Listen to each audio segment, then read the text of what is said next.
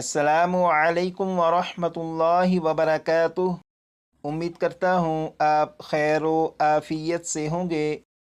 पारा नंबर 5 सूरतुन निसा का रुकू नंबर 10 पढ़ेंगे। अऊज़ु बिल्लाहि मिनश शैतानिर रजीम। बिस्मिल्लाहिर रहमानिर रहीम। या अय्युहल्लज़ीन आमनू खुज़ू हिज़्रकुम फंफ़िरू सुबातिन अविन्फ़िरू जमीआ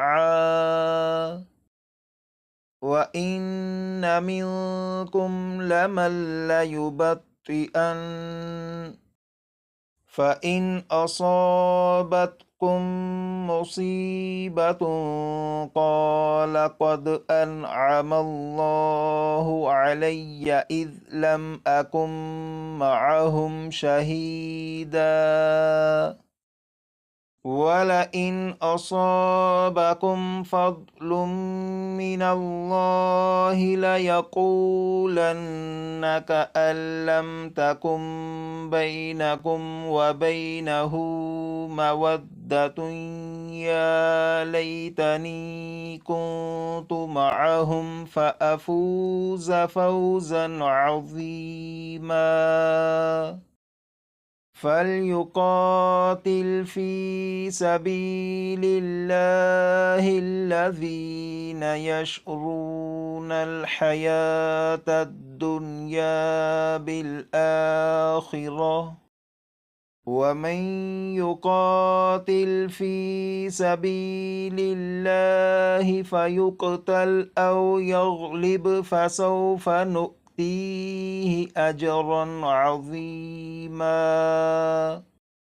وما لكم لا تقاتلون في سبيل الله والمستضعفين من الرجال والنساء والولدان الذين يقولون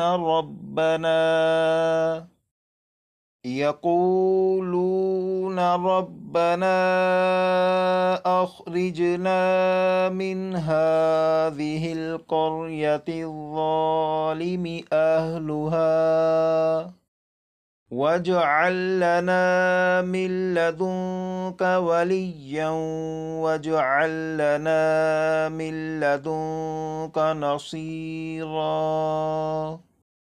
الذين آمنوا يقاتلون في سبيل الله والذين كفروا يقاتلون في سبيل الطاغوت فقاتلوا أولياء الشيطان إن كيد الشيطان كان ضعيفा।